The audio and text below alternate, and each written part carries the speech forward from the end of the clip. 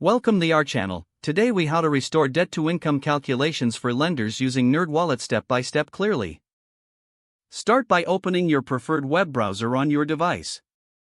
Navigate to the NerdWallet website by typing www.nerdwallet.com into the address bar. Once the page loads, locate the search bar at the top of the home page. Type debt-to-income calculator into the search bar and hit enter. You will see a list of results. Click on the link for the debt-to-income calculator. The calculator page will open, displaying a user-friendly interface.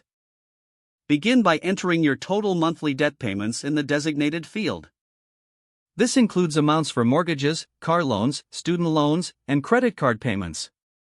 Next, input your gross monthly income in the next field. Make sure this is your total income before taxes and other deductions.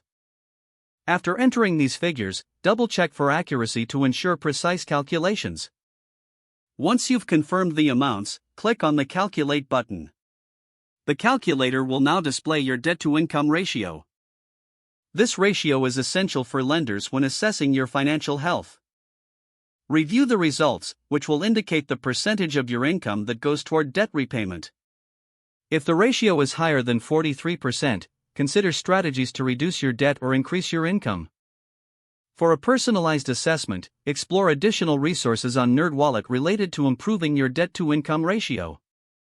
This may include articles, tools, or tips on budgeting and debt management. Once you're satisfied with your findings, take note of your results for future reference. Your calculated debt-to-income ratio can now help you in conversations with lenders. Close the calculator and navigate back to the main NerdWallet page when you're finished. You now have the knowledge to restore and manage your debt-to-income calculations effectively. If the page does not load, refresh the browser or try again in a private or incognito window. Make sure you are using the correct email address, then retype it carefully to avoid small typos. If your password is not accepted, use the reset option and create a new strong password you can remember. Check your spam folder for verification or security emails, then complete any requested confirmation steps. Enable two-factor authentication if available to improve account security and reduce unauthorized access risk. Don't forget to like this video and subscribe to our channel for more step-by-step tech guides.